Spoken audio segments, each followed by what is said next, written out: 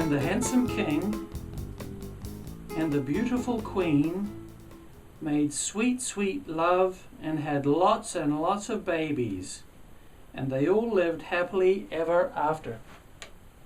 Oh, hi. Nice to see you again. Today we're going to look at comma rule number 3. I'll be right back. Okay, that's better. So, let's have a quick refresher on comma rule number 1 and 2, and then go on to number 3. Quick plug for ye old textbook. Everything you ever wanted to know about writing, but were afraid to ask.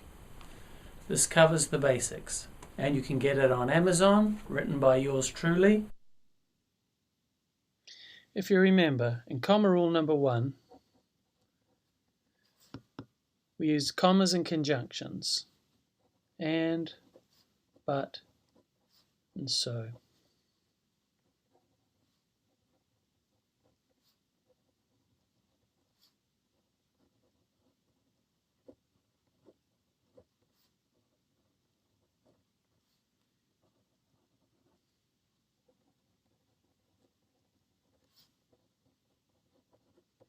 Okay, so we've got a comma and a conjunction, subject, verb, subject, verb. We've got 2 clauses separated by a comma and a conjunction.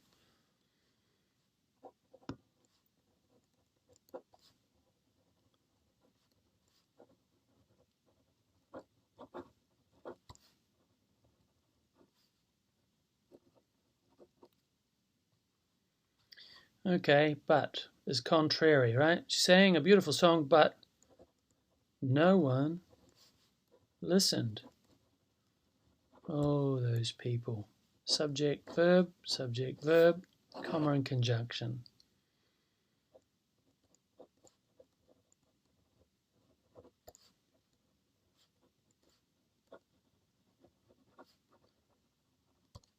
Subject is pronoun, taking the place of a noun, and of course we mean the weather, right?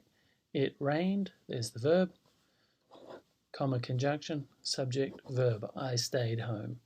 Okay, number 2. So, comma rule number 1 says you have to use a comma and a conjunction together if you're joining 2 clauses. Comma rule number 2 straight away breaks that rule, but it can only break that rule because there's a condition at the start. So subject, verb, comma, separating the clauses. I don't need a conjunction here because of this conditional phrase. It creates a condition. So anytime a sentence starts with a condition, you know how it's going to be structured.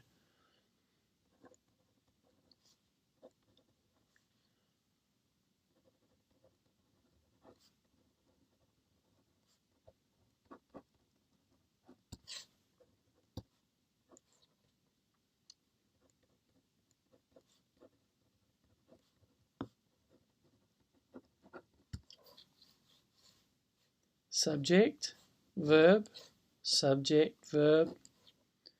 and there's the condition. Once it happens, okay. So comma rule number 2 breaks comma rule number 1 simply because the sentence starts with a condition. You do not need a conjunction to go with the comma here.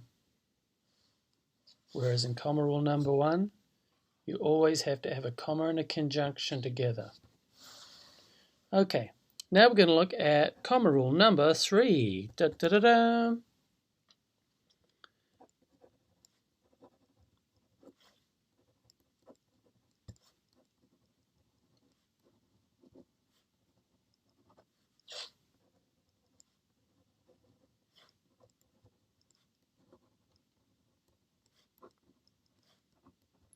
Okay, so we should know what a clause is by now, right? A clause is a subject and a verb that work together.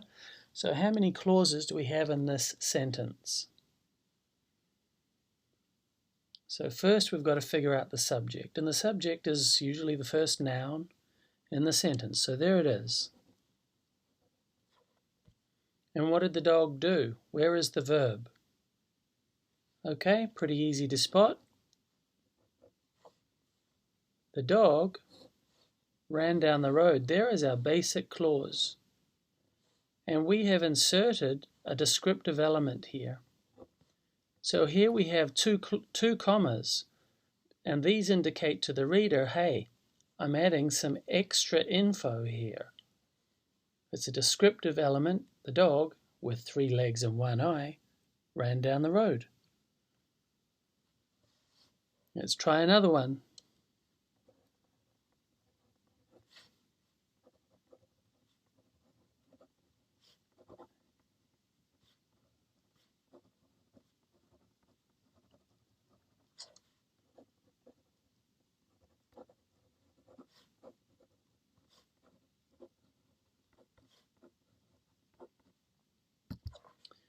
Okay, how many clauses? There's just one subject and one verb. So there is only one clause in these sentences, and we put a comma here as a courtesy to the reader to say, hey, hold up, I'm about to give you a descriptive element. Susie, who gets A's on her exams, flunked the latest. So Susie flunked the latest test, right? Now we might want to modify this, who usually, because she doesn't always get A's on the exams, right? So Susie flunked the latest. Everything you ever wanted to know about writing but were afraid to ask. Covers a lot of the basics and has some insights on the history of literacy and why we are where we are today in terms of literacy in the education system. Okay, comma rule number 3. The cow up on the hillside behind the farmhouse is going into labour.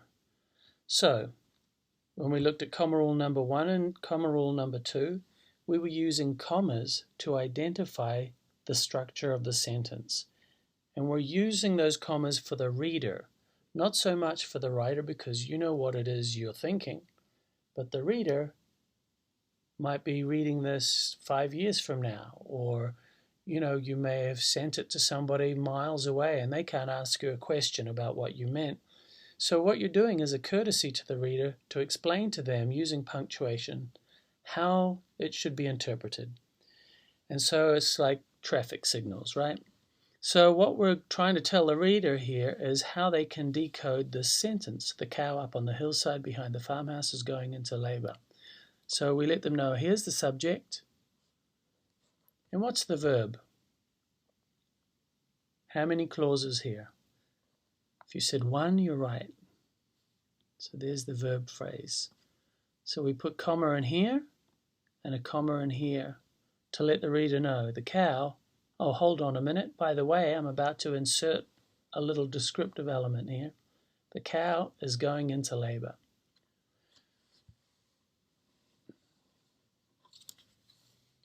Okay, and so that's how you'd see it when it's typed up.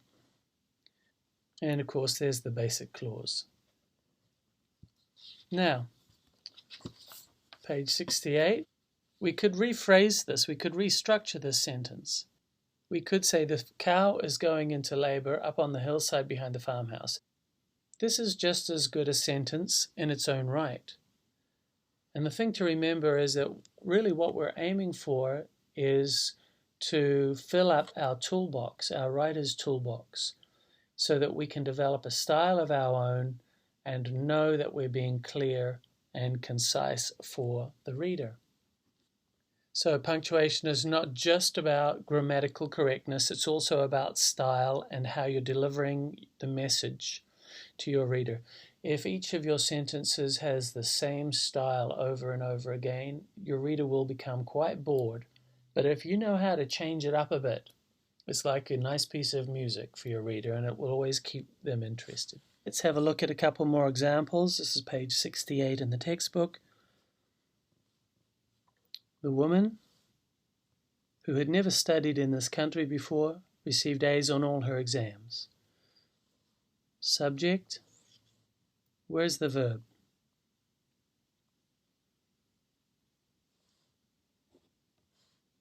The woman received A's on all her exams. By the way, she had never studied in this country before, but the woman received A's on all her exams. So do you see how these commas signal the reader about your sentence structure so that they can decode it?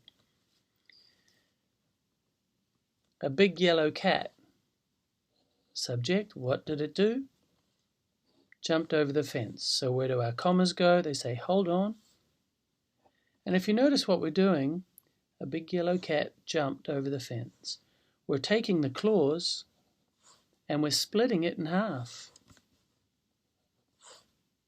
And we are inserting additional information.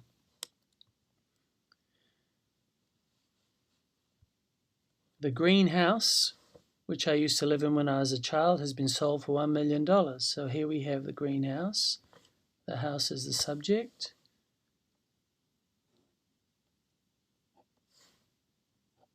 Okay, you get the picture. The greenhouse has been sold. Now, my friends, Scott, Trixie, and Sue came over for a barbecue. What's the subject here? And what is the noun? How are you going to signal your reader regarding the structure of this sentence?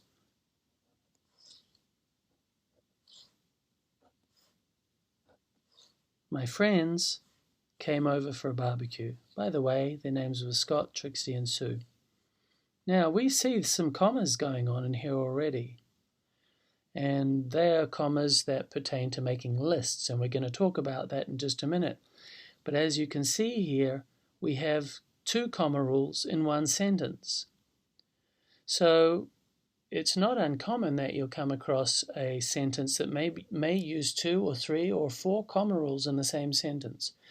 And so you need to know how these work in order to decipher the sentence correctly and in order to help your reader understand what you're trying to say. Okay, so we've looked at 3 comma rules now, and we've looked at them in isolation. It's quite common that you'll read a sentence that might use all 3 of those comma rules in the same sentence. Somebody may even use other comma rules that we haven't looked at yet. So, now that we know the 3 basic comma rules, let's have a look at the other ones that are very common and that you might have some idea about already. As you know, I think most people have covered some of this stuff in grade school. So let's have a quick look at those. We'll be looking in the textbook again, page 69. Now, when we make a list, as we just did with our friends Scott, Trixie, and Sue, we use commas. This is basically a list here, Scott, Trixie, and Sue. So you know this one, where you go to the store and buy bread, eggs, butter, and a 6-pack. The only question you'll have here is whether there would be a comma right here before the and. Some teachers say no, some say yes. If you use a comma here, they call it the Oxford comma. And people like to argue about things like that, but the choice is yours. I like it, I use it, there are reasons that I use it. Okay, so the other place we quite often see commas are when we use introductory phrases. Later today, I'm going to the beach. So here's our subject and our verb. There's no subject and verb, it's just an introductory phrase. So we're letting the reader know with this comma that this is where the clause starts. Inadvertently, I'll get a sunburn. Meanwhile, my kid sister will stay home with the AC cranked. So here's an introductory phrase. I'll get subject verb. Meanwhile, there's my introductory phrase and my comma. My kid's sister will stay home. So subject verb. Do you get the idea? Introductory phrase. In any case, comma. That's already been done. Subject, verb. So when we make lists, we know how commas are used. When we use introductory phrases, we put a comma after them to indicate to the reader that the clause is about to start. And we sometimes use commas when there is a tense shift. I walked home late that night, So here's a subject and a verb. So there's a clause, dragging my feet all the way. Here's a comma, there's no conjunction. We could say I walked home late that night and I dragged my feet all the way, and that would be comma rule number 1. But here we're simply saying I walked home late that night, comma, dragging my feet all the way. How can we do this? How can we break the rule here? Well, here we have simple past tense. Here we have progressive tense. We're switching tenses. I walked home late that night, dragging my feet all the way. This is not necessarily an academic style, but you do see it a lot in creative writing. Here's another example. She took her sweet time, subject verb, simple past tense, progressive tense, lingering by the door for at least 10 minutes. They, subject verb, they waited in anticipation, simple past tense, progressive tense. And progressive tense is simply any word with ing on the end of it, usually. Progressive verb, it's ongoing. If I am waiting, or I am lingering, or I am dragging my feet, it's something that is ongoing. So, there you have it. Comma rule number 1, 2, and 3. And we've also looked at some additional comma rules that you probably already know. In terms of learning which ones are most important, I believe comma rule number 1, number 2, and number 3 are the most important for understanding basic sentence structure and how clauses fit together. In the next video of this series, we will look at sentences that use several punctuation rules in one sentence. And we'll see if you can take what you've learned in these first 3 videos and apply them so that you can decipher exactly what the writer is trying to tell you, and so that when you use them, you will know that you are delivering your message accurately and clearly to your reader. I welcome questions from viewers. In fact, my second series I hope to base on questions that come from you, the writer. If you have a question about how you should style something, or if you're looking at a piece of punctuation and you're not quite sure how it works, I'll be happy to discuss it and post a video on that topic. Thanks, and I look forward to seeing you again. Bye.